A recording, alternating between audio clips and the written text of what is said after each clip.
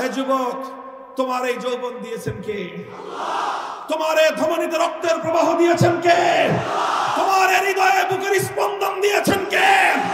এই রক্ত যদি জমিনে ঝরতে হয় আব্রাহাম লিঙ্কনের আদর্শের জন্য নয়, শেখ মুজিব জিয়াউর রহমানদের আদর্শের জন্য নয়, কার্ল মার্কস মাও জেদুং লেনিনদের আদর্শের জন্য নয়, রক্ত দিতে হবে আল্লাহর জমিনে, আল্লাহর কোরআনের জন্য, আল্লাহর দ্বীনের জন্য দিতে হবে। রক্ত দেওয়ার জন্য এটা আরেকটা জাহেলিয়াত। আজ এই ব্রিটিশ প্রবর্তিত পশ্চিমা এই ধোঁকাবাজির রাজনীতি, এই বিলাসিতার রাজনীতি, এই পুঁজিবাদের রাজনীতি, এটাই সমাজকে ধ্বংস করে সেরেছে। এই ধোঁকাবাজির রাজনীতি সর্বপ্রথম লক্ষ কোটি মুসলমানের ঈমান হরণ করেছে। সমাজকে, মুসলমানদেরকে ইহুদি এবং খ্রিস্টানদের গোলামে পরিণত করেছে। হে মুসলমান, আল্লাহর কোরআন যে রাজনৈতিক দর্শন দিয়েছে, তুমি মুসলমান যদি রাজনীতি করতে হয়, কোরআনের বাইরের রাজনীতি কোনো মুসলমান করতে পারে না। যে আওয়াজ তুলতে হবে আজকে, সে কথা বলতে হবে বলিষ্ঠ কণ্ঠে। হে আমাদের যুব সমাজ, বিশেষ করে তরুণ সমাজ, মেহনতি সমাজ, ছাত্র সমাজ, তোমরা যদি দাঁড়িয়ে যাও, ইনশাআল্লাহ আগামীর বাংলাদেশ হবে আল কোরআনের বাংলাদেশ। হে আমার উম্মত, হজের এক একটা আমল তোমরা আমাকে দেখে দেখে প্র্যাকটিক্যাল শিখো। আল্লাহর নবী তার জিন্দেগিতে 27টা জিহাদে নিজে সশরীরে অংশগ্রহণ করে উম্মতকে দেখিয়েছেন কিভাবে আল্লাহর দ্বীনের জন্য জিহাদ করতে হয়। উম্মতকে শিখিয়েছেন, প্র্যাকটিক্যাল দেখিয়েছেন কিভাবে আল্লাহর দ্বীনের জন্য রক্ত দিতে হয়। প্র্যাকটিক্যাল দেখিয়েছেন কিভাবে আল্লাহর দ্বীনের জন্য ত্যাগের কোরবানি স্বীকার করতে হয়। দেখিয়েছেন কিভাবে বাতিলের মোকাবেলা করতে হয়, কিভাবে কুফর এবং তাগুতের বিরুদ্ধে সিনা টান করে সামনের সম্মুখের সারিতে গিয়ে যুদ্ধের ময়দানে বুক টান করে বাতিলের মোকাবেলা করতে হয়। এটা শুধু মুখে বর্ণনা করে বয়ান দিয়ে আল্লাহর নবী বোঝান নাই, প্র্যাকটিক্যাল করে করে তিনি দেখিয়েছেন। নবীর সিরাত সম্পর্কে পবিত্র কোরআনে কারীমে আল্লাহর পক্ষ থেকে নাযিলকৃত একটি আয়াত তেলাওয়াত করেছি সূরাতুল জুমআ থেকে। উল্লেখিত আয়াতের মধ্যে আল্লাহ পাক রব্বুল আলামিন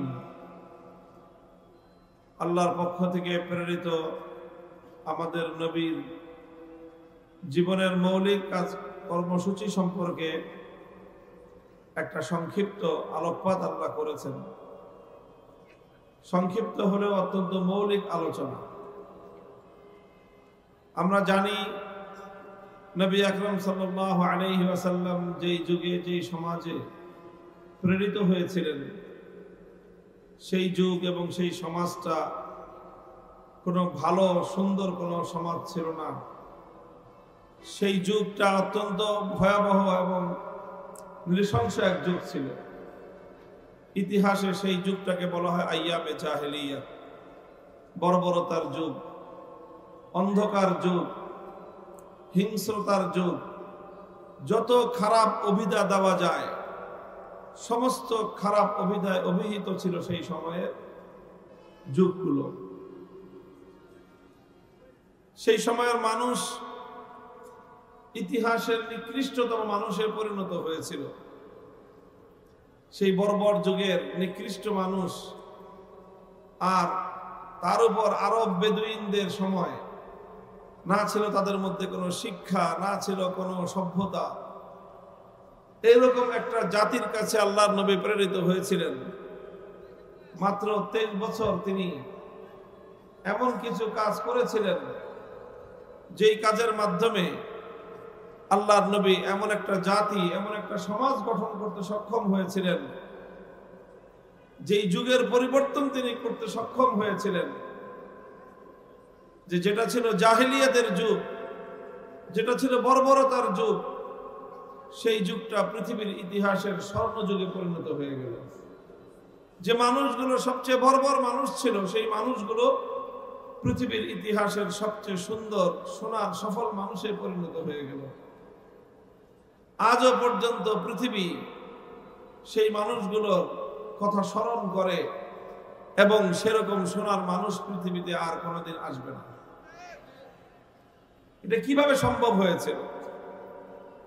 রাসূল আকরাম সাল্লাল্লাহু আলাইহি ওয়াসাল্লাম এই আমূল পরিবর্তন কেমন ভাবে সাধন করেছিলেন, এটা আজ আমাদের জানার প্রয়োজন।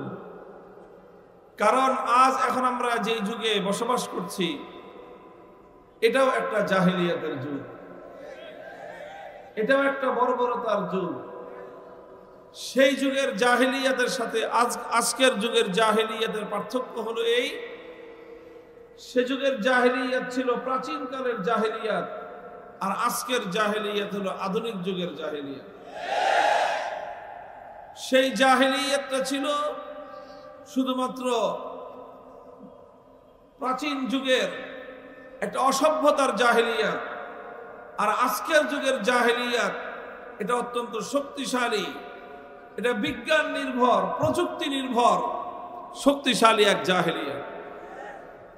এই জাহেলিয়াতকে পরিবর্তন করে, এই জাহেলিয়াতকে পরাস্ত করে যদি আমরা চাই একটি সুন্দর পৃথিবী গড়তে, সুন্দর সমাজ গড়তে, আমাদেরকে আল্লাহ রাসূল সাল্লাল্লাহু আলাইহি ওয়াসাল্লামের সেই কর্মসূচির দিকে প্রত্যাবর্তন করা ছাড়া বিকল্প করার রাস্তা নাই।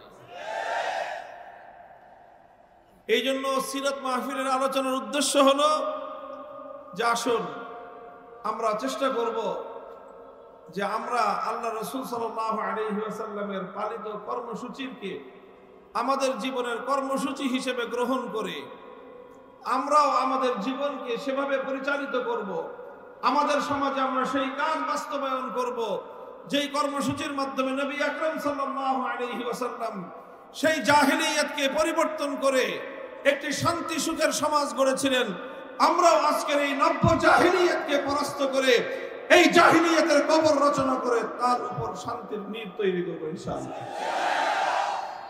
আল্লাহ পাক রব্বুল আলামিন আমাদেরকে বুঝবার তৌফিক দান করেন। মুহতারাম হাজিরিন, আমরা বলে থাকি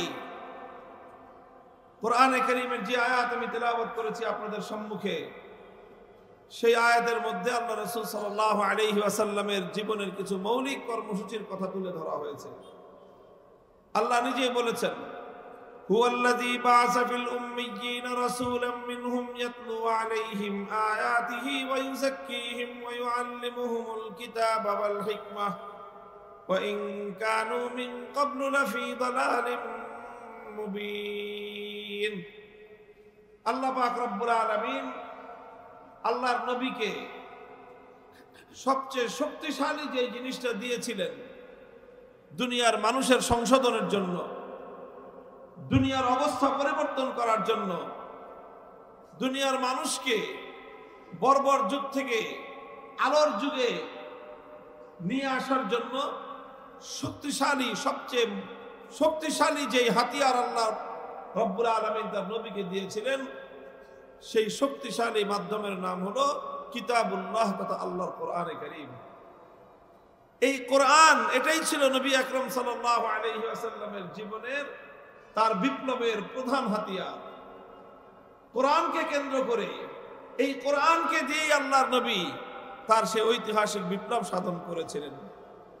কোরআনকে কেন্দ্র করে নবী আকরাম সাল্লাল্লাহু আলাইহি ওয়াসাল্লাম চারটি কাজ করেছেন। কয় কাজ? চার কাজ করেছেন। আল্লাহর কোরআনকে কেন্দ্র করে কোরআনের উপর আল্লাহর নবী চারটি মেহনত করেছেন এবং সেই চার মেহনত উম্মতের মধ্যে তিনি জিন্দা করেছেন।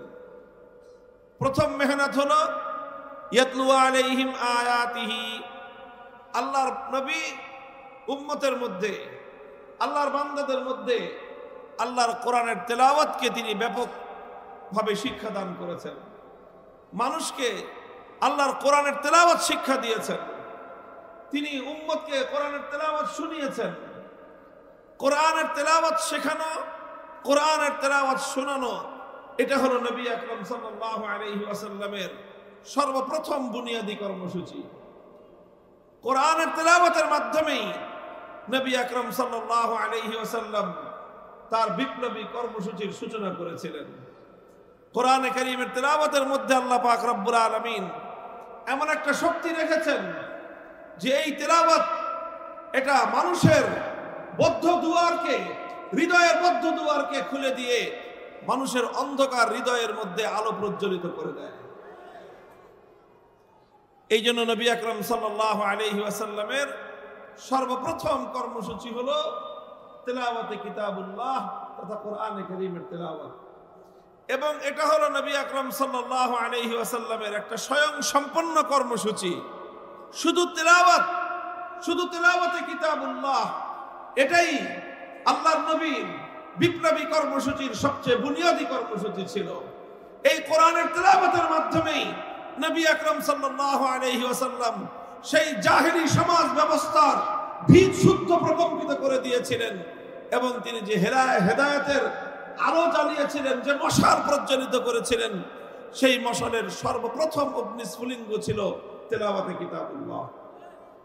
কোরআনে কারীমের তেলাওয়াতের মধ্যে আল্লাহ পাক রব্বুল আলামিন সেই প্রভাব রেখেছেন, সেই শক্তি রেখেছেন। আমাদের মধ্যে অনেক মানুষ রয়েছে এমন যারা মনে করে যে কোরআনে কারীমের তেলাওয়াত এটা, অনেকে তো এরকম বলেও থাকে যে অর্থ না বুঝে শুধু কোরআনে কারীমের তেলাওয়াত করে কোনো লাভ নেই। নাউজুবিল্লাহ। কোরআনে কারীমের তেলাওয়াত এটা একটা স্বয়ং সম্পন্ন কর্মসূচি। কোরআনের অর্থ বোঝা এটা আরেকটা কর্মসূচি, আর কোরআন তেলাওয়াত করা এটা একটা কর্মসূচি। কাজেই কেউ যদি কোরআনের অর্থ বুঝতে পারে ভালো কথা, কোরআনের মর্ম এবং অর্থ যদি নাও বুঝে, এরপরও কোরআনে কারীমের তেলাওয়াত এটা একটা বিপ্লবী কর্মসূচি। এটা মানুষের মধ্যে আমল পরিবর্তন করবার বুনিয়াদী কর্মসূচি হলো কোরআনে কারীমের তেলাওয়াত। এই জন্য যারা মনে করে যে না বুঝে পড়লে কোরআনে কারীমের তেলাওয়াতের দ্বারা কোনো লাভ নেই, তারা মূলত আল্লাহর কোরআনকে অবমূল্যায়ন করে। তারা কোরআনে কারীমকে দুনিয়ার আর 10টা গ্রন্থের সঙ্গে একই পাল্লায় পরিমাপ করে।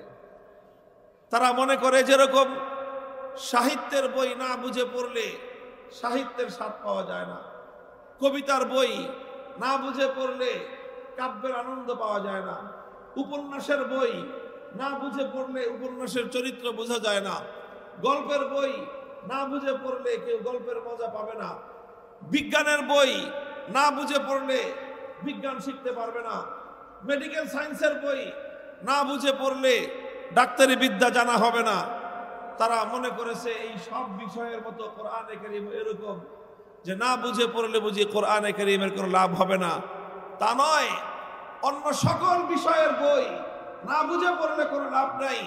দুনিয়াতে একমাত্র গ্রন্থ আল্লাহর কোরআন, এটা বুঝে পড়লেও যেরকম মানুষের অন্তরের মধ্যে প্রভাব তৈরি করে, না বুঝে পড়লেও কোরআনের তেলাওয়াতের মধ্যে এমন একটা পাওয়ার আছে যে এই পাওয়ার যার অন্তরের মধ্যে প্রবেশ করবে, এই কোরআনের তেলাওয়াত যার কর্মকুহরে প্রবেশ করবে, এটা মানুষের অন্তরের মধ্যে গিয়ে আঘাত করবেই এবং মানুষের হৃদয়ের বদ্ধ দুয়ার উন্মুক্ত করার ক্ষেত্রে পৃথিবীতে কোরআনে কারীমের চেয়ে শক্তিশালী আর কিছু নাই। হাদিসের কিতাবগুলোর মধ্যে তার অসংখ্য দৃষ্টান্ত খুঁজে পাওয়া যায়। সাহাবায়ে কেরামের জীবনীতে অসংখ্য দৃষ্টান্ত খুঁজে পাওয়া যায়। হযরতে আবু বকর রাদিয়াল্লাহু তাআলা আনহুর জীবন ইতিহাসে ঘটনা পাওয়া যায়। একবার আবু বকর সিদ্দিক রাদিয়াল্লাহু আনহু তিনি মক্কা ছেড়ে চলে যাচ্ছেন। রাস্তার মধ্যে এক লোকের সঙ্গে দেখা, একজন নেতৃস্থানীয় লোক, নাম হলো তার ইবনুদ দাগিনা। সে বলল, আবু বকর কোথায় যাও? তিনি বললেন যে আমি মক্কায় থাকবো না। কেন থাকবেন না? মক্কার মানুষ জুলুম এবং নির্যাতন করে, অন্যায় এবং অত্যাচার করেছে আমার উপর, আমাকে ত্যক্ত বিরক্ত করে দিয়েছে, এই জন্য আমি আর মক্কায় থাকবো না, মক্কা ছেড়ে চলে যাচ্ছি। ইবনুদ দাগিনা বলল যে না আবু বকর, তোমার মতো লোক মক্কা ছেড়ে চলে যেতে পারে না। তুমি মক্কার মধ্যে মানুষের উপকার করো, অনাহারীকে আহার তুলে দাও, অভাবগ্রস্তের অভাব দূর করো, তুমি অসুস্থ মানুষের চিকিৎসা করো, তুমি মানুষকে সাহায্য করো। তোমার মতো এরকম সোনার মানুষ, মাটির মতো নরম মানুষ, পরোপকারী মানুষ যদি মক্কা থেকে চলে যায়, এটা মক্কার অধিবাসীদের জন্য একটা কলঙ্কের বিষয় হবে, বদনাম হবে তাদের। তুমি মক্কা ছেড়ে চলে যেও না। তোমার কি সমস্যা, চলো আমি সমাধান করে দিচ্ছি। ইবনুদ দাগিনা নামক সেই সরদার আবু বকর রাদিয়াল্লাহু আনহুকে সঙ্গে করে মক্কায় ফিরে আসলেন। এসে মক্কাবাসীকে বললেন যে দেখো, আবু বকর সে একজন ভালো মানুষ, তার মতো এরকম সোনার মানুষ হয় না। এই লোকটাও যদি তোমাদের অত্যাচারে অতিষ্ঠ হয়ে মক্কা ছেড়ে চলে যায়, তাহলে গোটা আরবের মধ্যে মক্কার মানুষের বদনাম হয়ে যাবে যে আবু বকরের মতো একজন ভালো মানুষ মক্কায় থাকতে পারে নাই। এই জন্য আবু বকর মক্কায় থাকবে, আমি দায়িত্ব নিচ্ছি, তোমরা কেউ আবু বকরকে ডিস্টার্ব করবে না।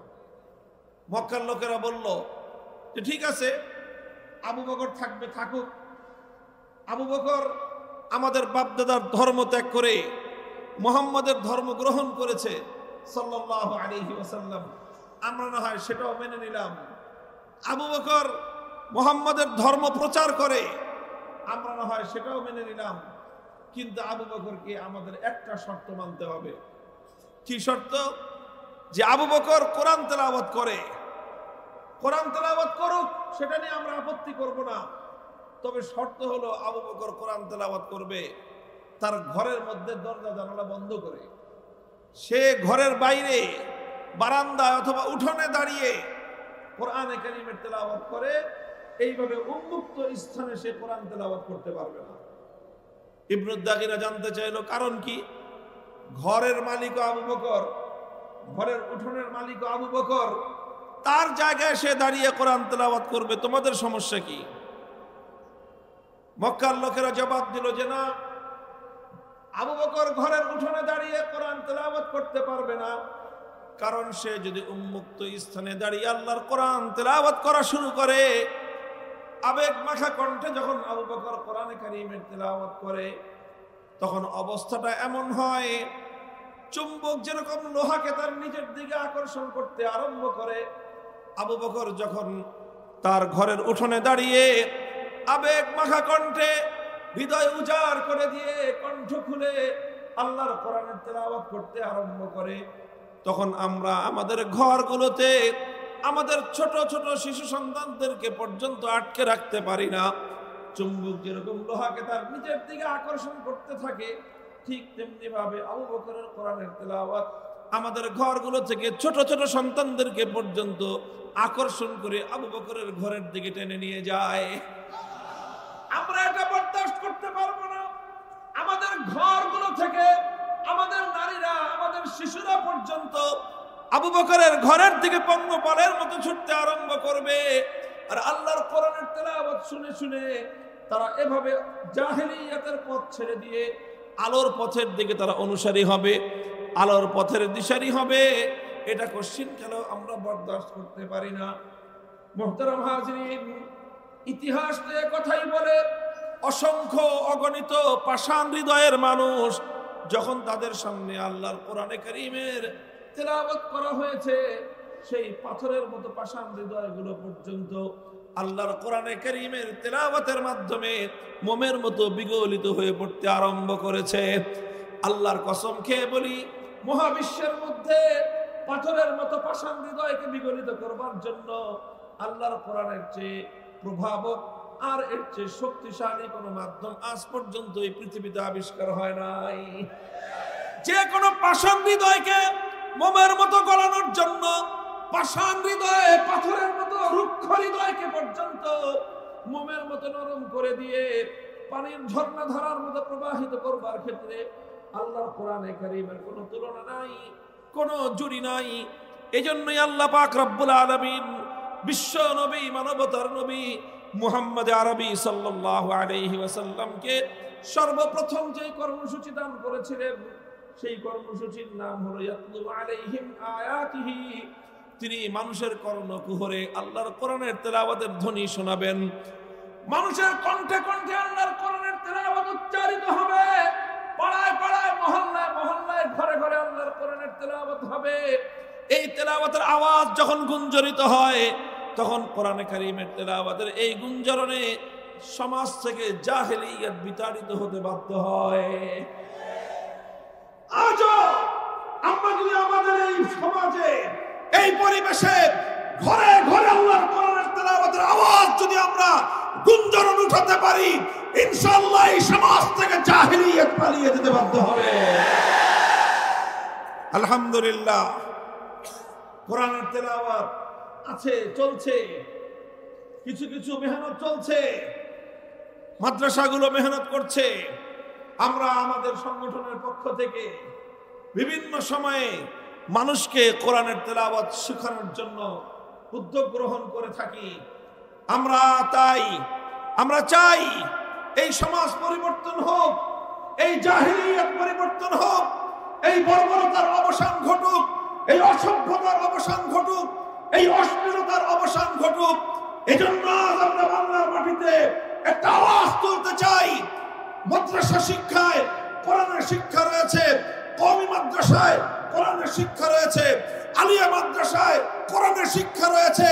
সেই সঙ্গে জাতীয় শিক্ষা ব্যবস্থায় মুসলমানদের ট্যাক্সের পয়সা দিয়ে প্রাইমারি স্কুলগুলো চলে, মুসলমানদের ট্যাক্সের পয়সা দিয়ে মুসলমানদের সন্তানদেরকে প্রাইমারি স্কুলগুলোতে বাংলা, অঙ্ক, ইংলিশ, ইতিহাস, ভূগোল অনেক বিষয় শিক্ষা দেওয়া হয়। এমনকি এখন তাদেরকে পিটি শিক্ষা দেওয়ার জন্য শিক্ষক নিয়োগ করা হয়, নাচ গানের জন্য পর্যন্ত নর্তকীর শিক্ষা দেওয়ার জন্য ব্যবস্থা গ্রহণ করা হচ্ছে। অথচ মুসলমানদের সন্তানদের প্রাইমারি স্কুলে আল্লাহর কোরআন শিক্ষা দেওয়ার কোনো ব্যবস্থা নাই। শাহজালালের বাংলায় 90% মুসলমানদের দেশে প্রাইমারি স্কুলে মুসলমানদের সন্তানদের কোরআন শিক্ষা দেওয়ার জন্য প্রতিটি প্রাইমারি স্কুলে একজন নুরানি মুআল্লিম, বিশুদ্ধ কোরআনের তেলাওয়াত শিক্ষাদানকারী শিক্ষক নিয়োগ করতে হবে। যদি এটা করা যায়, এই প্রাইমারি লেভেল থেকে ইনশাআল্লাহ নতুন সমাজ গঠনের কর্মী তৈরি হওয়া শুরু হবে। জাহেলিয়াত এবং বর্বরতার মূল উৎপাটন হওয়া শুরু হবে। এটা আমরা শুধুমাত্র দাবি হিসেবে বলছি, কিন্তু বলতে বলতে আমাদের কথা যদি কর্তৃপক্ষের কান দিয়ে প্রবেশ না করে, কানে কিভাবে পানি ঢোকাতে হয় সে ব্যবস্থা তাওহীদি জনতা, কোরআন প্রেমিক জনতা গ্রহণ করতে বাধ্য হবে ইনশাআল্লাহ।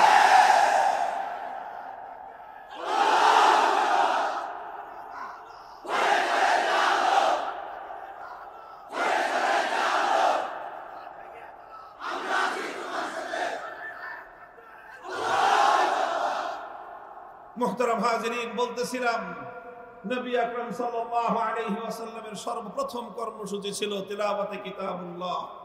এই জন্য আমরাও বলি আল্লাহর কোরআন পড়ুন সবাই, কোরআন তেলাওয়াত করুন সবাই।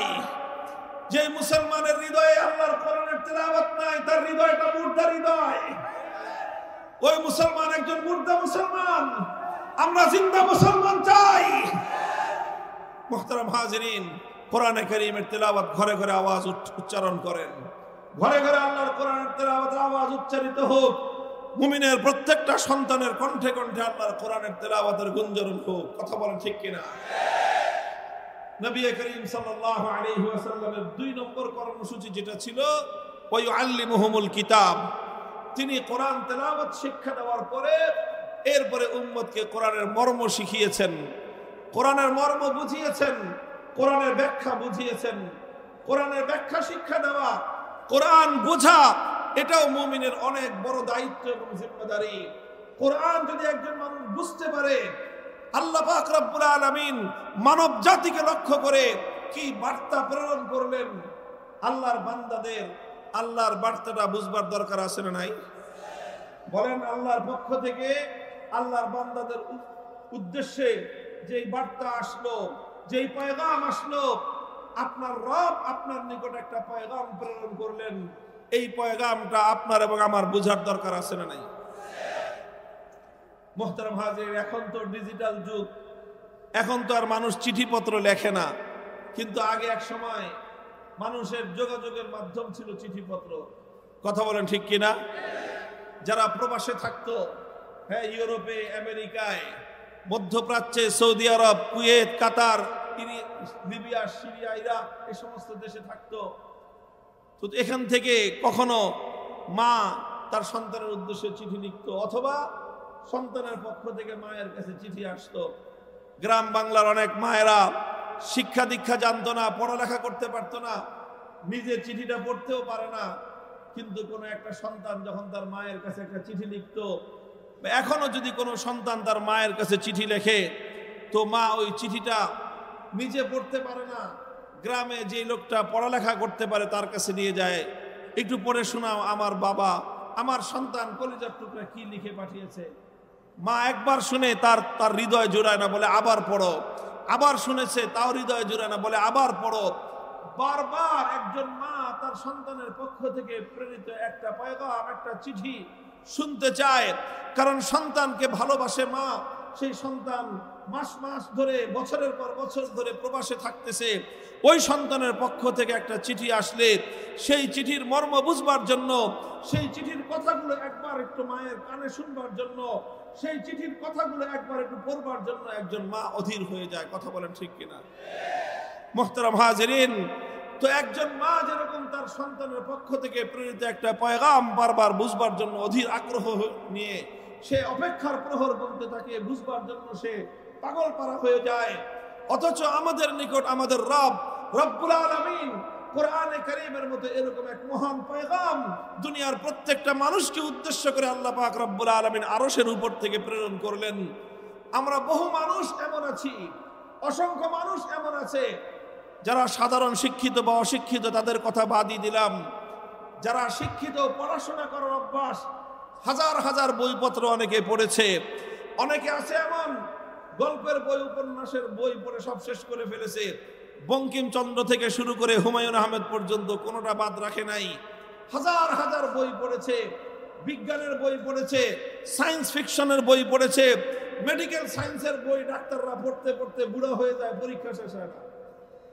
কথা বলেন ঠিক কিনা? পড়াশোনা করা ভালো, কিন্তু বড় আশ্চর্য এবং হৃদয় বিদারক কথাটা হলো এই, অসংখ্য মানুষ এমন আছে সারাটা জীবন অতিক্রান্ত হয়ে গেছে, কিন্তু অন্তত আল্লাহর কোরআনে কারীমের সূরা ফাতিহা থেকে সূরা নাস পর্যন্ত পূর্ণ কোরআনটা একবার অন্তত অনুবাদ দেখে হলেও বুঝে পড়বার চেষ্টা করে নাই। একজন মুসলমানের জন্য এর চেয়ে বড় লজ্জার কোনো বিষয় হতে পারে না। এই জন্য আমাদের সকলের দায়িত্ব হলো কোরআনকে একটু বুঝার চেষ্টা করা, অল্প অল্প করে হলেও প্রতিদিন এক আয়াত, দুই আয়াত করে আপনি অনুবাদ পড়বেন। হক্কানি উলামায়ে কেরাম কোরআনে কারীমের অনুবাদ লিখেছেন, তাফসীর লিখেছেন। যে কোনো একটা নির্ভরযোগ্য তাফসীর অনুবাদ সংগ্রহ করে রেখে সেই অনুবাদ এবং তাফসীর একটু একটু করে পড়বেন। সবাই পড়বেন, মুসলমান পুরুষ হোক নারী হোক। যদি একজন মানুষ আল্লাহর কোরআনকে একটু একটু করে বুঝতে থাকে, অভিজ্ঞতার আলোকে দেখা গিয়েছে যে কোরআনের বাণীগুলো একজন মানুষের হৃদয়ে যেভাবে আঘাত করে, একজন মানুষকে যেভাবে হেদায়েতের পথের দিকে আকর্ষণ করে, পৃথিবীতে কোরআনে কারীমের মতো হেদায়েতের দিকে আকর্ষণ সৃষ্টিকারী এমন শক্তিশালী দ্বিতীয় কোনো জিনিস নেই। ওয়া ইউআল্লিমুহুমুল কিতাব, আল্লাহর পয়গম্বরের 2 নম্বর দায়িত্ব হলো উম্মতকে যে কোরআনের তেলাওয়াত শেখালেন, এবার তিনি সেই কোরআনের মর্ম বোঝাবেন, মর্ম শেখাবেন, তাফসীর করবেন। আলহামদুলিল্লাহ সুম্মা আলহামদুলিল্লাহ। একদিকে এখন যেমনি ভাবে উলামায়ে কেরাম এবং আমরা চেষ্টা করে যাচ্ছি মুসলমানদের সন্তানদেরকে আল্লাহর কোরআনে কারীমের বিশুদ্ধ তেলাওয়াত শিক্ষা দেওয়ার জন্য, সেই সঙ্গে মুসলিম জাতি যেন আল্লাহর কোরআন বুঝতে পারে তার জন্য অসংখ্য অগণিত পদক্ষেপ রয়েছে। তাফসীর গ্রন্থ লিখছেন উলামায়ে কেরাম, অনুবাদ গ্রন্থ লিখে লিখে প্রচার করছেন উলামায়ে কেরাম। তাফসীর মাহফিলগুলো হচ্ছে আল্লাহর কোরআনের পয়গাম বোঝানোর জন্য। মসজিদে মসজিদে তাফসীর হয় মানুষকে কোরআনের পয়গাম বোঝানোর জন্য। ও উম্মতে মুহাম্মাদিয়া, যদি তোমরা সফলতা চাও, কামিয়াবি চাও, আল্লাহর কোরআনকে বুঝবার চেষ্টা করো। কোরআন তোমাকে এবং আমাকে, গোটা উম্মতকে সফলতার রাস্তরণের দিকে নিয়ে যাবে ইনশাআল্লাহ। চেষ্টা করবেন তো কোরআন বুঝার? এটা গেল 2 নম্বর কাজ। আল্লাহর পয়গম্বরের 3 নম্বর কাজ যেটা, এটা খুব গভীর মনোযোগ দিয়ে শুনেন, বুঝেন। আল্লাহর নবী শুধু কোরআন তেলাওয়াত করে দায়িত্ব শেষ করেন নাই, শুধু কোরআন তাফসীর করে, ব্যাখ্যা করে, কোরআন বয়ান করে বুঝিয়ে দিয়ে আল্লাহর নবীর দায়িত্ব শেষ হয় নাই। নবীজির 3 নম্বর দায়িত্ব ছিল তালিমে হিকমত, অর্থাৎ আল্লাহর কোরআনে কারীমের প্রত্যেকটা আয়াতের বিধানকে, প্রত্যেকটা আয়াত আল্লাহ পাক যা বলেছেন, যেই বিধান নাজিল করেছেন, সেই বিধানগুলোকে তিনি শুধু বলে বলে বুঝান নাই, বরং প্রত্যেকটা বিধানকে তিনি প্র্যাকটিক্যাল বাস্তবায়ন করে উম্মতকে দেখিয়ে দিয়েছেন। একটা জিনিস আমি বলি যে কোরআনে কারীম এটা হলো একটা প্র্যাকটিক্যাল কিতাব। কোরআন কি বলেন তো? কি বললাম? একটা প্র্যাকটিক্যাল কিতাব। যারা জেনারেল লাইনে পড়াশোনা করেছেন, বিশেষ করে সায়েন্স যাদের ব্যাকগ্রাউন্ড, তারা ভালো বুঝবেন যে সায়েন্সের যে সকল সাবজেক্টগুলো আছে, এই যে সায়েন্সের যে কেমিস্ট্রি আছে, পদার্থবিজ্ঞান, এই পদার্থবিজ্ঞান বুঝতে হলে শুধু বই পড়ে বুঝলে হয় না, এটার জন্য প্র্যাকটিক্যাল করতে হয়। মেডিকেল সায়েন্স শুধু বই পড়লে, লেকচার শুনলে কেউ মেডিকেল সায়েন্সের ডাক্তার হতে পারবে না, বরং তাকে লেকচার শুনতে হবে, বই পড়তে হবে, সঙ্গে সঙ্গে প্র্যাকটিক্যাল তাকে অনুশীলন করে করে ডাক্তারি শিখতে হয়। ঠিক তদ্রূপ কোরআনে কারীম শুধু তেলাওয়াত করেই মানুষ বুঝতে পারবে না। কোরআনের শুধু ব্যাখ্যা শুনে আর ব্যাখ্যা পড়ে একজন মানুষ কোরআনকে আত্মস্থ করতে পারবে না, বরং কোরআনে কারীমকে আল্লাহ পাক রব্বুল আলামিন নবীজিকে দায়িত্ব দিয়েছিলেন যে আমার এই দুনিয়ার মানুষকে, আমার বান্দাদেরকে, আপনার উম্মতকে আপনি কোরআনের এক একটা আয়াতের বিধান বাস্তবায়ন করে প্র্যাকটিক্যাল দেখিয়ে দিয়ে যান। আর আল্লাহ নবী সেটা দেখিয়েছেন। যেরকম আল্লাহর কোরআনের আয়াত নাজিল হয়েছে, আল্লাহ পাক নাজিল করেছেন আকিমুস সালাত, সালাত কায়েম করো। আল্লাহর নবী তেলাওয়াত করেছেন, 1 নম্বর দায়িত্ব পালন হয়েছে। অর্থ বুঝিয়েছেন, সালাতের অর্থ কি, ইকামতের অর্থ কি, 2 নম্বর দায়িত্ব পালিত হয়েছে। এরপরে আল্লাহর নবী 3 নম্বর দায়িত্ব পালন করেছেন, তিনি নামাজ আদায় করেছেন। নামাজ দেখিয়ে দেখিয়ে তিনি তার উম্মতকে, সাহাবীদেরকে বলেছেন, সল্লু কামা রাআইতুমুনি উসাল্লি। হে আমার উম্মত, শুধুমাত্র আমার কাছ থেকে শুনে শুনে নামাজ পড়বে না, বরং আমাকে যেভাবে নামাজ পড়তে দেখেছো, আমাকে নামাজ প্র্যাকটিক্যাল দেখে দেখে তোমরা নামাজ শেখো। আল্লাহর নবী বিদায় হজে গিয়েছেন, 100 লক্ষ সাহাবায়ে কেরামকে সঙ্গে নিয়ে হজ করতে গিয়েছেন। আর উম্মতকে, সাহাবায়ে কেরামকে বলেছেন, খুযু আন্নী মানাসিকাকুম। হে আমার উম্মত, হজের এক একটা আমল তোমরা আমাকে দেখে দেখে প্র্যাকটিক্যাল শিখো। আল্লাহর নবী তার জিন্দেগিতে 27টা জিহাদে নিজে সরাসরি অংশগ্রহণ করে উম্মতকে দেখিয়েছেন কিভাবে আল্লাহর দ্বীনের জন্য জিহাদ করতে হয়। উম্মতকে শিখিয়েছেন, প্র্যাকটিক্যাল দেখিয়েছেন কিভাবে আল্লাহর দ্বীনের জন্য রক্ত দিতে হয়। প্র্যাকটিক্যাল দেখিয়েছেন কিভাবে আল্লাহর দ্বীনের জন্য ত্যাগের কোরবানি স্বীকার করতে হয়। দেখিয়েছেন কিভাবে বাতিলের মোকাবেলা করতে হয়, কিভাবে কুফর এবং তাগুতের বিরুদ্ধে সিনা টান করে সামনের সম্মুখের সারিতে গিয়ে যুদ্ধের ময়দানে বুক টান করে বাতিলের মোকাবেলা করতে হয়। এটা শুধু মুখে বর্ণনা করে বয়ান দিয়ে আল্লাহর নবী বোঝান নাই, প্র্যাকটিক্যাল করে করে তিনি দেখিয়েছেন।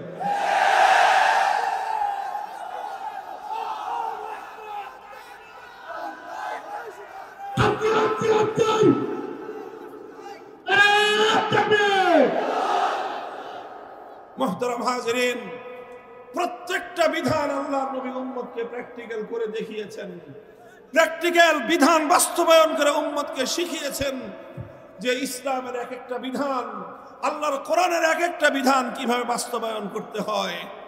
এই জন্য যারা আল্লাহর কোরআনের অনুসারী, যারা আল্লাহর কোরআনের সৈনিক, বিশেষ করে যারা আলেম সমাজ, উম্মতকে কোরআন বোঝানো যাদের দায়িত্ব, উম্মতকে কোরআন বোঝানো যাদের দায়িত্ব, যারা ওয়ারাসাতুল আম্বিয়া, যারা নবীদের উত্তরসূরি, যারা নায়েবে নবী, তাদেরকে ঐতিহাসিক দায়িত্ব বুঝে নিতে হবে।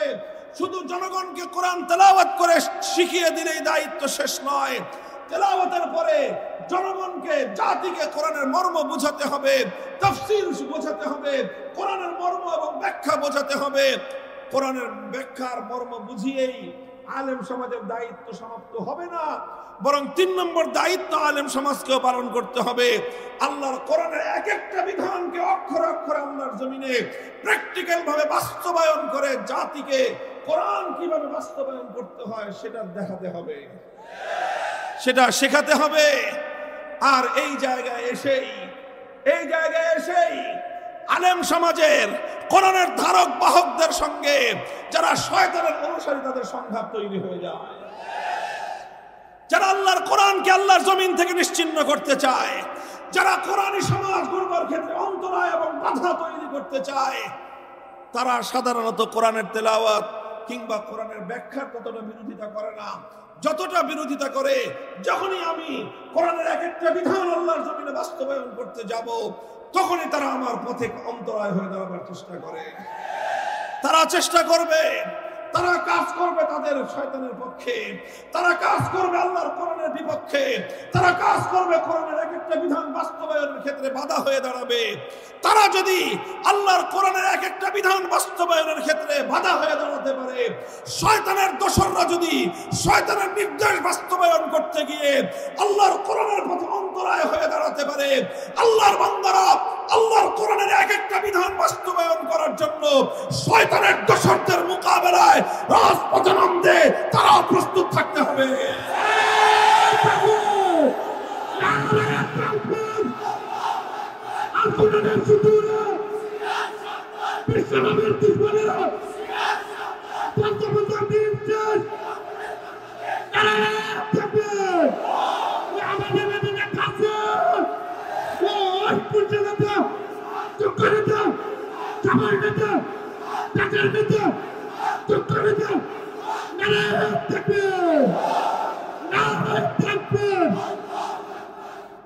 মুহতারাম হাজিরিন, অনেক অনেক বিধান রয়েছে কোরআনে কারীমের।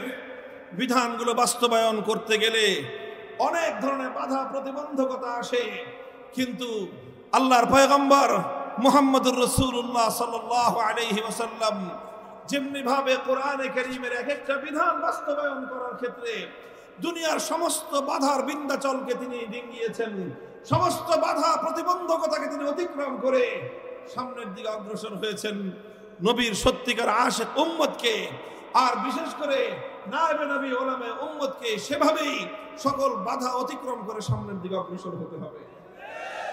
আমি কোরআনে কারীমের এক একটা বিধান বাস্তবায়নের দৃষ্টান্ত দেখানোর জন্য আল্লাহর নবীর জীবনী থেকে, নবীর সিরাত থেকে, সিরাতুন নবী থেকে একটা ঘটনার উদ্ধৃতি আমি আপনাদের সামনে উপস্থাপন করছি। নবী আকরাম সাল্লাল্লাহু আলাইহি ওয়াসাল্লাম ৮ম হিজরিতে রমজান মাসে মক্কা বিজয় করলেন। আল্লাহর নবীর জীবনের সবচেয়ে বড় ঐতিহাসিক বিজয়। মক্কা বিজয় যখন করলেন, মক্কা বিজয় হয়ে গেল, মক্কায় আল্লাহর কোরআনের বিধান কায়েম হয়ে গেল, খেলাফত প্রতিষ্ঠিত হয়ে গেল। সেই সময় মক্কা নগরীতে একটা অপরাধ সংগঠিত হলো, চুরির অপরাধ। চোর চুরি করেছে এবং সেই চুরি করে চোর শনাক্ত হয়েছে, ধরা পড়েছে। সাধারণ কোনো মানুষ নয়, একজন মহিলা মানুষ, সাধারণ মহিলা নয়, অত্যন্ত সম্ভ্রান্ত একটা উঁচু পরিবারের একজন মেয়ে, সে চুরি করে ধরা পড়েছে। সেই মেয়েটার নাম হলো ফাতেমা। ফাতেমা নামনি একটা মেয়ে, তার বংশ পরিচয়, সে হলো বনু মখজুম গোত্রের, ফাতেমা মখজুমিয়া। বনু মখজুম গোত্রটা হলো কুরাইশ বংশের মধ্যেও অত্যন্ত সম্ভ্রান্ত একটা পরিবার, যেই পরিবারে জন্ম নিয়েছিলেন স্বয়ং আল্লাহ রাসূল সাল্লাল্লাহু আলাইহি ওয়াসাল্লামের দাদি যান। আল্লাহ নবীর যে বাবা খাজা আব্দুল্লাহ এবং নবীর চাচা খাজা আবু তালেব, এই দুই মহান ব্যক্তি যেই মহিয়সী নারীর ঔরসে যার গর্ভে জন্মগ্রহণ করেছিলেন, সেই নারী বনু মখজুম গোত্রের ছিলেন, সালমা বিনতে আইজ ইবনে ইমরান ইবনে মখজুম, আল্লাহ রাসূলের দাদি, সেই পরিবারের মেয়ে। ফাফাজিআ কওমুহা ইলা উসামা ইবনে যায়েদ। যখন এই মেয়েটার চুরির ঘটনা ধরা পড়লো, তখন তার গোটা পরিবার, গোটা বংশ তারা দুশ্চিন্তাগ্রস্ত হয়ে পড়লো যে এখন তো মক্কায় আল্লাহর কোরআনের বিধান বাস্তবায়িত হবে, কোরআনের বিধান কায়েম হয়েছে, আর কোরআনের বিচার অনুযায়ী এখন চুরির শাস্তি, মেয়েটার হাত কাটা যাবে। একটা মেয়ের হাত কাটা যাবে, এটা বড় কথা নয়, বড় বিষয় হলো সঙ্গে সঙ্গে গোটা বংশের নাক কাটা যাবে। কারণ যখন তার হাত কাটা যাবে, মানুষের মধ্যে আলোচনা হবে যে বনু মখজুম গোত্রের নারীরা পর্যন্ত চুরি করে, চোর। এই কথাটায় এই বংশের সম্মান মর্যাদা ধুলোয় মিশে যাবে। কাজেই তারা চিন্তা করলো, মশওয়ারা করলো, পরামর্শ করলো, যে করেই হোক এই মেয়ের হাত কাটাটা বাধা দিতে হবে। কিভাবে বাধা দেওয়া যায়? তখন তারা তদবির করা শুরু করলো। গোটা সম্প্রদায়, তারা আল্লাহর নবীর খুব কাছের একজন মানুষ, নবীজির ঘনিষ্ঠ একজন মানুষ সম্পর্কে আল্লাহর নবীর নাতি হয়, নবীজির পালক পুত্র যায়েদ ইবনে হারেসার ছেলে উসামা ইবনে যায়েদ, সেই বনু মখজুমের পরিবারের লোকেরা উসামাকে এসে বলল যে তোমার দাদার কাছে গিয়ে বলো যে এরকম এরকম একটা ঘটনা, এই মেয়েটা কিন্তু স্বয়ং আল্লাহর নবীর আত্মীয়, নবীজির দাদির পরিবার, ব্লাড কানেকশন রয়েছে। এখন এই মেয়েটার যদি হাত কাটা যায় বংশের মান মর্যাদা ধুলোয় মিশে যাবে। এই বংশের মান মর্যাদা ধুলোয় মিশে গেলে তাতে তো নবীজির স্বয়ং তার নিজেরও প্রেস্টিজের হ্যাম্পার হয়। কাজেই যে করেই হোক এই হাতটা যেন না কাটা যায়, বিচারটা যেন না হয়, তুমি একটা তদবির করো, তুমি চেষ্টা করো। উসামা ইবনে যায়েদ নবীজির কাছে এসে আল্লাহর নবীর কাছে সুপারিশ করলেন এবং বললেন যে হাত কাটা যাবে না, সমস্যা আছে। কি সমস্যা? এই সমস্যা। এই কথা যখন তিনি বললেন, ফাতাগাইয়ারা ফাতালাওয়ানা ওয়াজহু রাসূলিল্লাহি সাল্লাল্লাহু আলাইহি ওয়াসাল্লাম, হাদিসের কিতাবের ভাষ্য, আমার নবীর চেহারার রং বদলে গেল। আল্লাহর নবী যখন রাগান্বিত হতেন, নবীজি যখন রাগান্বিত হতেন, নবীর চেহারার রং বদলে যেত, লাল বর্ণ ধারণ করত। ফাকান্নামা ফুতিয়া ফি ওয়াজিনাতাইহি হাব্বুর রুম্মান, মনে হতো যেন নবীজির মুখমণ্ডলের মধ্যে বেদানার রস ছিটিয়ে দেওয়া হয়েছে, এমন লাল টুকটুকে হয়ে যেত আল্লাহর নবীর চেহারা। নবীর চেহারা এরকম রক্তিম বর্ণ ধারণ করলো। নবীজি ধমক দিলেন উসামাকে, আতাশফাউ ফি হাদ্দিম মিন হুদুদিল্লাহ, উসামা তোমার এত বড় দুঃসাহস, এখন আমি আল্লাহর কোরআনের বিধান বাস্তবায়ন করব, আল্লাহর হুকুম বাস্তবায়ন করব, সেই সময়ে তুমি বাধা দিতে তদবির করার জন্য এসেছো। খবরদার, হুঁশিয়ার করে দেই তোমাকে, ভবিষ্যতে আর কোনোদিন এই ধরনের কোনো কথা নিয়ে তদবির নিয়ে আমার কাছে আসবে না। আল্লাহর নবী উসামাকে ধমক দিয়ে বুঝতে পারলেন শুধু উসামাকে একা ধমক দিয়ে তো কাজ হবে না, কারণ বিষয়টা তো শুধু উসামার একার নয়, এই বিষয়টার সঙ্গে আমার গোটা বংশ জড়িত, বনু মখজুম গোত্র জড়িত, কুরাইশ বংশ জড়িত। এটার পিছনে গোটা আরবের শত বছরের জাহেলিয়াত এই বিষয়ের পিছনে আছে। কাজেই শুধু উসামা একাকে ধমকে কাজ হবে না, গোটা আরববাসীকে, মক্কার অধিবাসীদেরকে সংশোধন করতে হবে। এই জন্য আল্লাহর নবী মক্কার অধিবাসীদেরকে জমায়েত করলেন। ফালাম্মা কানাল আশিয়্যু কামা রাসূলুল্লাহ সাল্লাল্লাহু আলাইহি ওয়াসাল্লাম, বিকাল বেলায় আসরের নামাজের পরে আল্লাহর নবী দাঁড়িয়ে গেলেন জাতির উদ্দেশ্যে ভাষণ দেওয়ার জন্য। পবিত্র বাইতুল্লাহর সামনে আল্লাহর নবী দাঁড়ালেন। বাইতুল্লাহর চত্বরে গোটা মক্কাবাসী একত্রিত। আল্লাহর নবী মক্কার লোকদেরকে ডেকে বললেন যে দেখো, ইন্নামা হালাকা মান কানা ক্বাবলাকুম ইযা সারাকা ফীহিমুদ দাঈফ আকামু আলাইহিল হাদ ওয়া ইযা সারাকা ফীহিমুশ শরীফ তারাকুহু। হে আমার আরববাসী, হে আমার মক্কার অধিবাসী, হে আমার কুরাইশ বংশের আমার আত্মীয় স্বজন, আমার আপনজনেরা, তোমরা শুনে রাখো, আল্লাহ পাক রব্বুল আলামিন অতীতকালে পৃথিবীর অনেক জাতিকে আল্লাহ ধ্বংস করে দিয়েছেন। কি অপরাধ ছিল তাদের? তাদের অপরাধ ছিল যখন তাদের মধ্যে কোনো প্রভাবশালী মানুষ, কোনো সম্ভ্রান্ত মানুষ, কোনো পাওয়ারফুল ক্ষমতাবান মানুষ, কোনো শক্তিশালী মানুষ যখন তাদের মধ্যে কোনো অপরাধ করত, কোনো টাকা পয়সাওয়ালা শিল্পপতি অথবা কোনো ক্ষমতাবান রাজনৈতিক নেতা অথবা কোনো পাওয়ারফুল কোনো সম্ভ্রান্ত কোনো ব্যক্তি, প্রভাবশালী ব্যক্তি, এমপির শালা, মন্ত্রীর দুলাভাই, চেয়ারম্যানের খালু, এই জাতীয় লোকজন, প্রভাবশালী লোকজন, শিল্পপতি, টাকা পয়সাওয়ালা, ইন্ডাস্ট্রিয়ালিস্ট, রাজনৈতিক নেতা, এই জাতীয় লোকেরা যখন তাদের মধ্যে অপরাধ করত, তখন সেই লোকের উপর কোনো আইনের শাসন প্রয়োগ করা হতো না, নানা সিস্টেম করে তাদেরকে পার করে দেওয়া হতো। আর সেই একই অপরাধ যখন করতো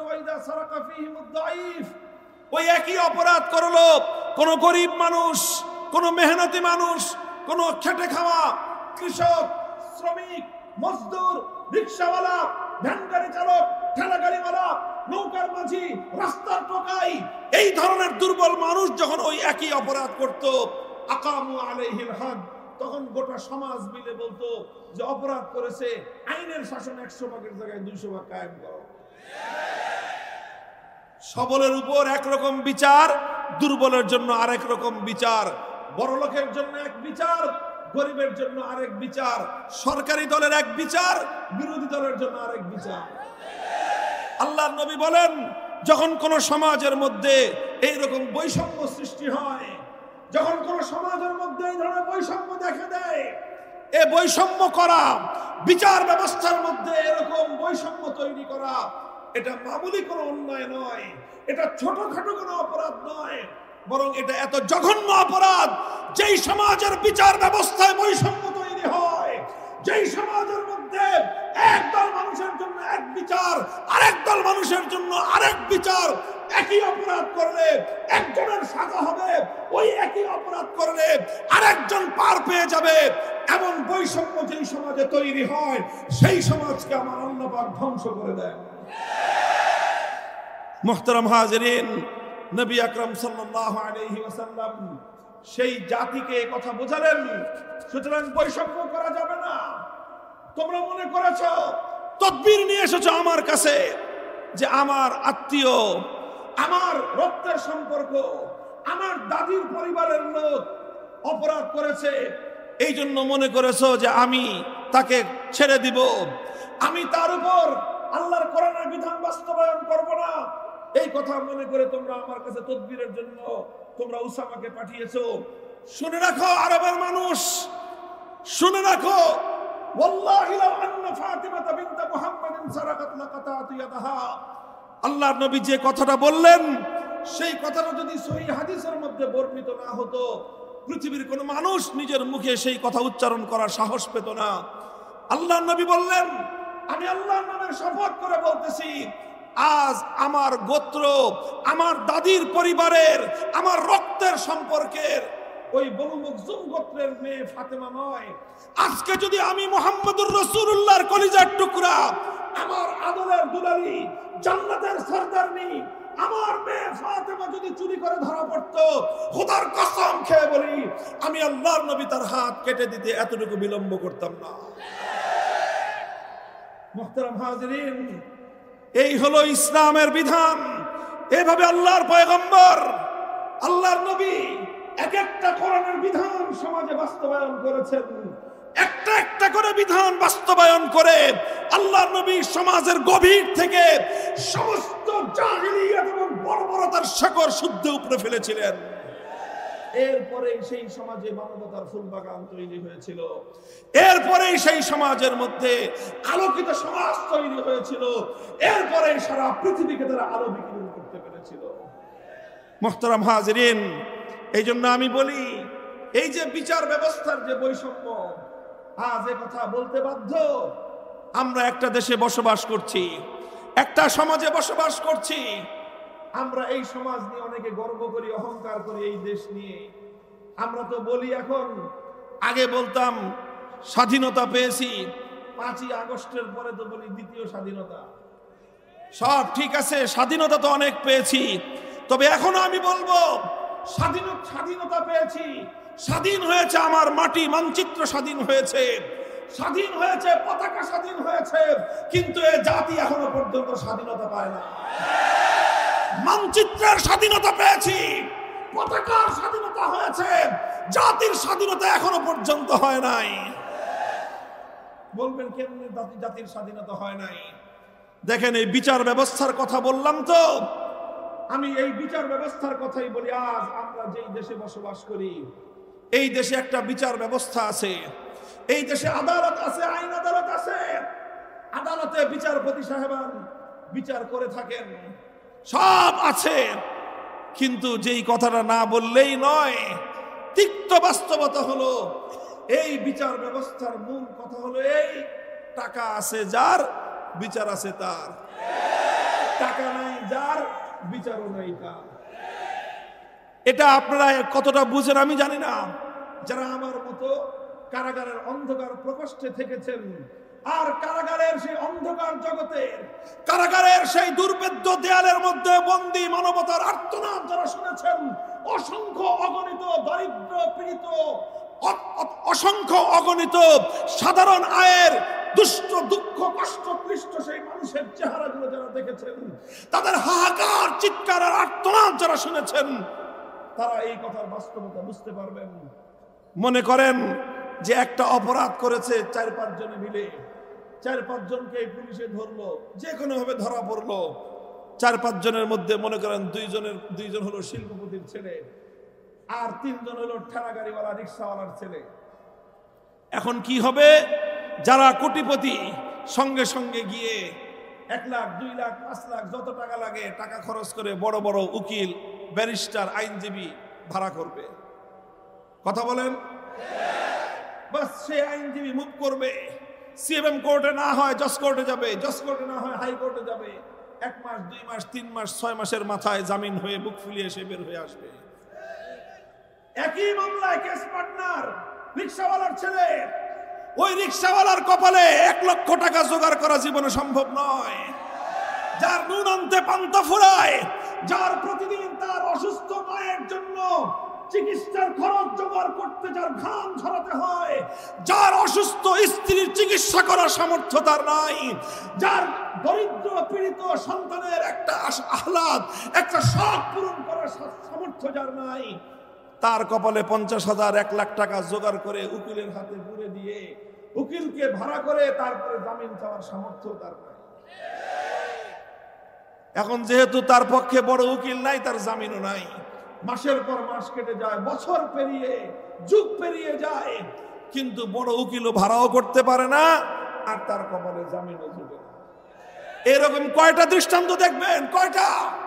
শত শত নয়, হাজার হাজার বন্দী আজ বাংলাদেশের কারাগারগুলোতে প্রায় 70 থেকে 80,000 বন্দী আছে। এই 80,000 বন্দীর মধ্যে অসংখ্য অগণিত বন্দী এমন আছে শুধুমাত্র দারিদ্র্যের কারণে, গরিব হওয়ার কারণে, অর্থনৈতিক অসঙ্গতির কারণে নামজাদা উকিল ব্যারিস্টার ভাড়া করার সামর্থ্য তাদের নাই। অনেকে বলবে গরিব দুঃখীর মামলার ব্যয় বাংলাদেশ সরকার দেয়, এটা লেখা থাকে কোর্টে এবং বিভিন্ন থানার গারদে।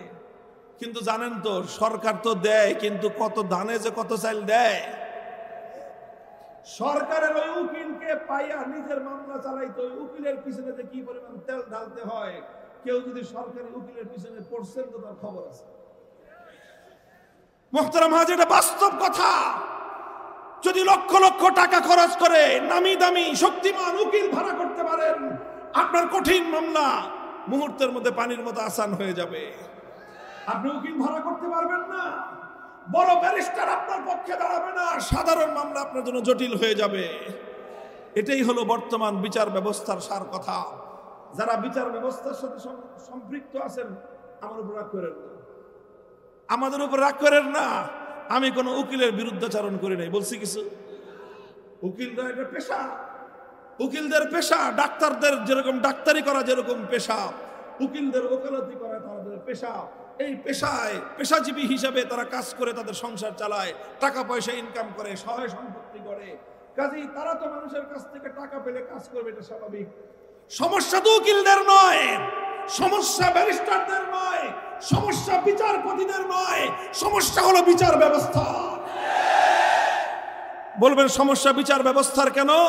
কারণ এই বিচার ব্যবস্থা মুসলমানদের উপর চাপিয়ে দিয়ে গেছে পশ্চিমা ব্রিটিশ সভ্যতা। এই বিচার ব্যবস্থা ব্রিটিশের প্রবর্তিত বিচার ব্যবস্থা, এই শাসন ব্যবস্থা ব্রিটিশ প্রবর্তিত শাসন ব্যবস্থা। আমরা যে শিক্ষা ব্যবস্থা এখন আমাদের সন্তানদেরকে শেখাই, এই শিক্ষাটাও শিক্ষা ব্যবস্থাও ব্রিটিশ প্রবর্তিত শাসন শিক্ষা ব্যবস্থা। তাহলে স্বাধীন হলো কোথায়? বলেন স্বাধীনতা পেলাম কোথায়? মাটি স্বাধীন হয়েছে, পতাকা স্বাধীন হয়েছে, মানুষ স্বাধীন হয় নাই। মানুষ তো সেদিন স্বাধীন হবে যেদিন ব্রিটিশ প্রবর্তিত বিচার ব্যবস্থাকে ধ্বংস করে ওই বিচার ব্যবস্থার ধ্বংসস্তূপের উপর আল্লাহর কোরআনের বিচার ব্যবস্থা কায়েম করতে পারবে। মানুষ স্বাধীন হবে সেদিন যেদিন জাহেলি সমাজ ব্যবস্থাকে ভেঙে চূর্ণ বিচূর্ণ করে শাহেরি সমাজ ব্যবস্থার উপর খেলাফতের রাজ কায়েম করতে পারবে, সেদিন জাতি স্বাধীন হবে।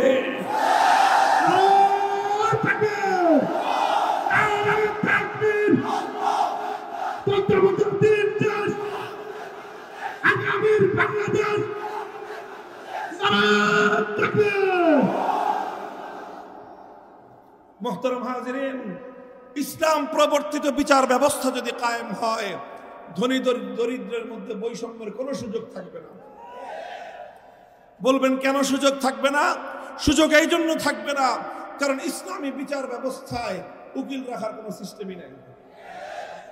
ভাই, যে বাদী যে বিবাদী দুজন উভয়ে কাজীর দরবারে সশরীরে উপস্থিত হয়ে যার যার বক্তব্য দিবে, তার পক্ষ থেকে কোনো উকিল বক্তব্য দিতে পারবে না। কাজেই যখন বাদী নিজেরটা নিজে বলবে, বড় লোক হোক আর গরিব লোক হোক সে তার কথা বলবে, বিবাদী বড় লোক আর গরিব লোক হোক সে তার কথা বলবে। বড় লোকের 1 পয়সা খরচ হওয়ার প্রয়োজন নাই, গরিবের 1 পয়সা খরচ হওয়ার প্রয়োজন নাই। তদন্ত করতে হলে রাষ্ট্রীয় খরচে তদন্ত করা হবে, আদালতের খরচে তদন্ত করা হবে। রাষ্ট্র সেই খরচ দিবে, সরকার সেই খরচ দিবে, আদালত সেই খরচ দিবে। সুতরাং ধনী গরিব যাদের মধ্যে মামলা মোকদ্দমা হোক, বৈষম্যের কোনো সুযোগ ইসলামী বিচার ব্যবস্থায় নাই। এই জন্য হে মুসলমান, শুধু সিরাতুন নবীর ওয়াজ শুনলে কাজ হবে না। আল্লাহর পয়গম্বর যেই বৈষম্যহীন সমাজ গড়বার জন্য, ইনসাফ ভিত্তিক সমাজ গড়বার জন্য আমার নবী আল্লাহর জমিনে প্রেরিত হয়েছিলেন। নবীর উম্মতেরা ওঠো, দাঁড়াও, শপথ করো, বৈষম্যমূলক এই সমাজ ব্যবস্থা ভেঙে গড়িয়ে দিতে হবে, ইনসাফের সমাজ গড়তে হবে।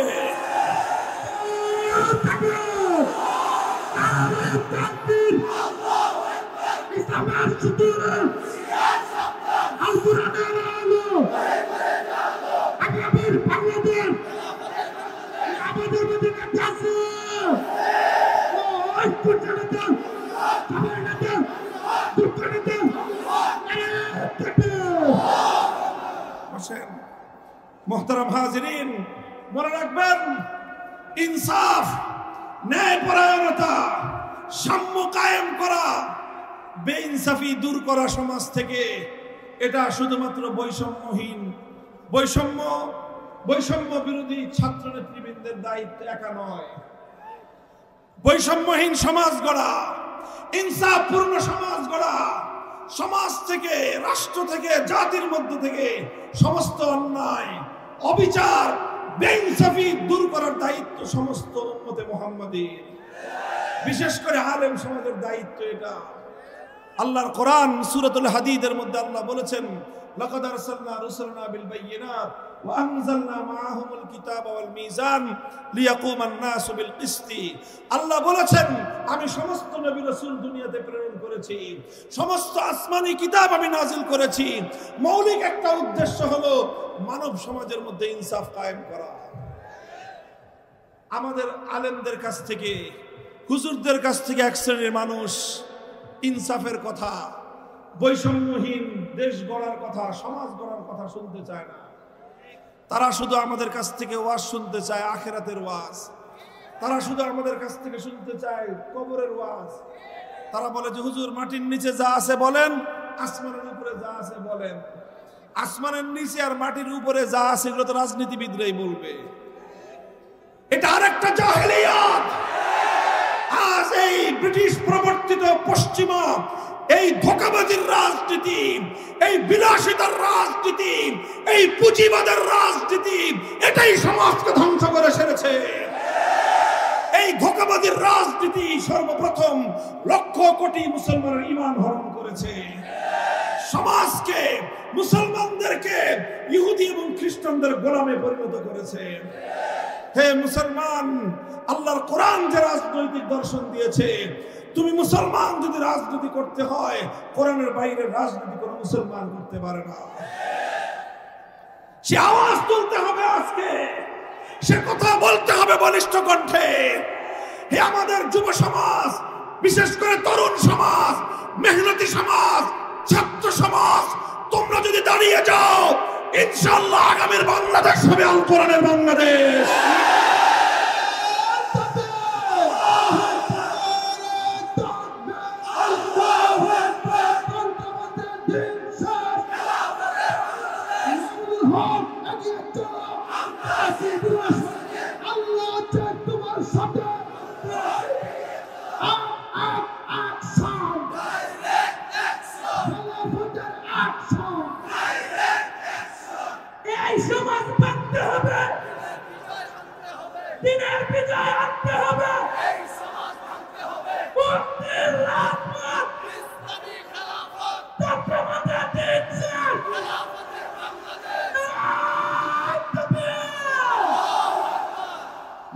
হাজিরিন, এই জন্য বলি কোরআন পড়ুন, কোরআন বুঝুন, এরপরে হলো কোরআনী সমাজ কায়েম করার জন্য সংঘবদ্ধ হন।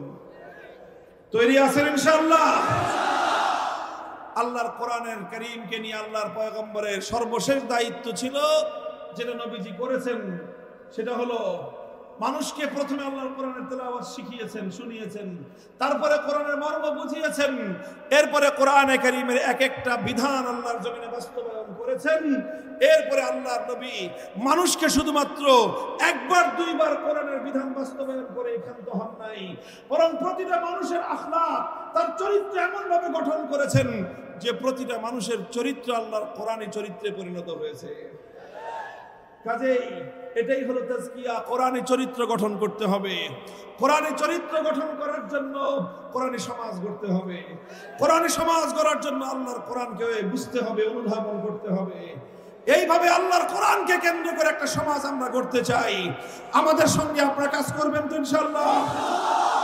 দেখেন, আমাদের দুনিয়ার কোনো স্বার্থ নাই, রাজনৈতিক কোনো ধান্দা আলহামদুলিল্লাহ আমাদের নাই। আমরা আমাদের ব্যক্তিগত কোনো স্বার্থে আপনাদেরকে আহ্বান জানাই না। আমাদের একমাত্র আহ্বান আল্লাহর কোরআনের পক্ষে।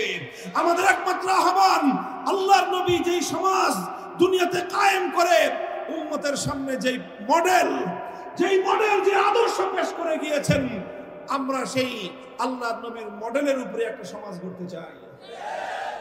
আলহামদুলিল্লাহ, বাংলাদেশ ধীরে ধীরে সেদিকেই অগ্রসর হয়ে যাচ্ছে। কথা বলেন ঠিক না বেঠিক? এদেশের তরুণ সমাজ জাগতে শুরু করেছে। এদেশের তরুণ সমাজ এখন আল্লাহর কোরআনের চেতনা বুকে ধারণ করতে শুরু করেছে। এদেশের তরুণ সমাজ তারা ফ্যাসিবাদের বিরুদ্ধে, স্বৈরাচারের বিরুদ্ধে, জালিমের বুলেটের মুখে বুক চিতিয়ে আবু সাঈদের মতো দাঁড়িয়ে যেতে শিখেছে।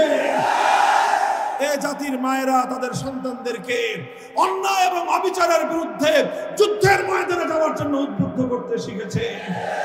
যে জাতির মায়েরা তাদের সন্তানদেরকে অন্যায়ের বিরুদ্ধে মোকাবেলা করার জন্য যুদ্ধের ময়দানে পাঠায়, সে জাতিকে কেউ দাবায় রাখতে পারবে না ইনশাআল্লাহ। কাজেই আমাদের আহ্বান, আসুন, অনেক কিছুই তো দেখা হয়েছে, অনেক রঙের বাংলাদেশ আমরা দেখেছি। কথা বলেন ঠিক না বেঠিক? অনেক রঙের বাংলাদেশ দেখেছেন। এক সময় আমরা দেখেছি সোনার বাংলাদেশ, তারপরে এসে আরেকজন গেয়েছেন নতুন বাংলাদেশের গান, তারপরে আরেকজন এসে দেখালেন সবুজ বাংলাদেশের চিত্র, এরপরে আরেকজন এসে বললেন ডিজিটাল বাংলাদেশের গল্প, সর্বশেষ দেখা হলো স্মার্ট বাংলাদেশ। যা কিছু দেখলাম, মানুষের কপালে শান্তি জুটে না। এবার আমরা একটা নতুন বাংলাদেশ দেখতে চাই। সে বাংলাদেশ হবে ইসলামের বাংলাদেশ, সে বাংলাদেশ হবে খেলাফতের বাংলাদেশ। ওই তাকায় দেখো, তাকায় দেখো, পৃথিবীর দিকে দিকে মুসলমানরা জেগে উঠেছে। খোরাসানের মুসলমানরা ইমারতে ইসলামিয়া কায়েম করে সারা দুনিয়ার সমস্ত বড় বড় তাগুতি শয়তানি শক্তিদের শক্তির সঙ্গে চোখে চোখ রেখে কথা বলতে শুরু করেছে। সারা পৃথিবীকে তার টক্কর দিয়ে পৃথিবীর কোন আধুনিক রাষ্ট্রের কোন সমর্থনের প্রয়োজন হয় নাই। তারা ইমারতে ইসলামিয়া গঠন করে আল্লাহর কোরআনের রাজ কায়েম করে বিশ্ব দরবারে মাথা উঁচু করে তারা দাঁড়িয়ে গেছে। ওই তাকায় দেখো, সিরিয়ার মুসলমানেরা 53 বছরের বাশার আল আসাদ, আসাদ আল হাফিজদের তাদেরকে উৎখাত করে আল্লাহর কোরআনের হুকুমত সেখানে তারা ঘোষণা দিয়েছে। সেই দামেস্কের শুভ্র সাদা মিনার এখন মুসলমানদের হাতে, যেই মিনারে আসমান থেকে অবতরণ করবেন সাইয়্যিদুনা হযরত ঈসা আলাইহিস সালাতু ওয়াস সালাম। ওই তাকায় দেখো, ফিলিস্তিনের হামাসের মুজাহিদিনরা কিভাবে তারা বুক টান করে ছোট্ট ছোট্ট শিশুরা পর্যন্ত জায়নবাদী ইহুদিদের মোকাবেলায় মাঠে নেমেছে। খোরাসান থেকে ফিলিস্তিন, দামেস্ক থেকে নিয়ে বাগদাদ পর্যন্ত মুসলমানরা যেভাবে জেগে উঠছে, আল্লাহর কসম খেয়ে বলে ইনশাআল্লাহ ইসলামের অগ্রযাত্রা রুখে দেওয়ার সাধ্য পৃথিবীর কোন শক্তির হবে না। এখন কথা হলো, আমরা বাংলাদেশের মুসলমান ঘুমায় থাকবো না, জেগে উঠবো। যদি জেগে উঠো, আলহামদুলিল্লাহ 5ই আগস্টের বিপ্লব আমাদের চোখে আঙুল দিয়ে দেখিয়ে দিয়েছে বিপ্লবের জন্য অনেক বড় রাজনৈতিক দলের প্রয়োজন নাই, বড় নেতার দরকার নাই। মানুষ যখন সাহস নিয়ে, মানুষ যখন হিম্মত নিয়ে, ঘাম ঝরিয়ে, অশ্রু দিয়ে আল্লাহর দরবারে সাহায্য প্রার্থনা করে, শহীদি ঈদগাহে বুকের রক্ত দেওয়ার জন্য প্রস্তুত হয়, সেই মাটিতে বিপ্লব চলে আসে। প্রস্তুত আছেন সবাই? হে যুবক, তোমার এই যৌবন দিয়েছেন কে?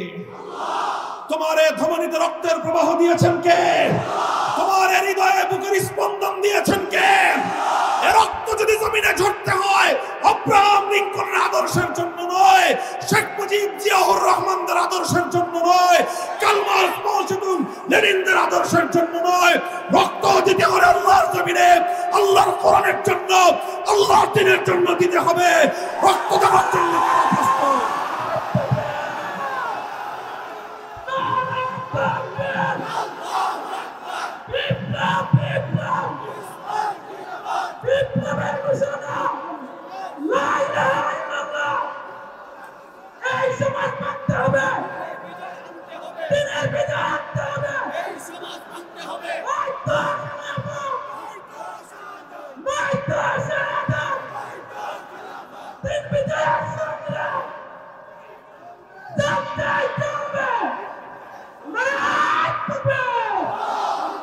হ্যাঁ, ইসলামের সেই বিপ্লবের জন্য প্রস্তুত আছেন তো? কারা কারা প্রস্তুত আছেন? হাত তুলে দেখান, হাত তুলেন। রাজি আছেন তো ইনশাআল্লাহ? হাত নামান, হাত নামান, হাত নামান। এই বিপ্লব শুধু স্লোগান দিয়ে হবে না, শুধু বক্তৃতা দিয়েও হবে না। এই বিপ্লবের জন্য সর্বপ্রথম ঘাম ঝরানো পরিশ্রম করতে হবে। মানুষের কাছে কাছে আল্লাহর কোরআনের সমাজ গড়বার দাওয়াত নিয়ে যেতে হবে। এই ঘাম ঝরানো পরিশ্রম করবেন। এরপরে লাগবে হলো আরেকটা জিনিস, আল্লাহর কাছে সাহায্য চাইতে হবে। আল্লাহর সাহায্য ছাড়া কোনোদিনও হবে না। এজন্য চোখের অশ্রু দিয়ে আল্লাহর কাছে সাহায্য চাইতে হবে। চাইবেন তো? ঘাম আর অশ্রু যখন দিতে থাকবো আমি আর আপনি, ঘাম আর অশ্রুর মাধ্যমে এই জমিন বিপ্লবের জন্য উর্বর হয়ে উঠবে। তখন সেই উর্বর মাটিতে দিতে হবে বুকের তাজা খুন, শাহাদাতের রক্ত।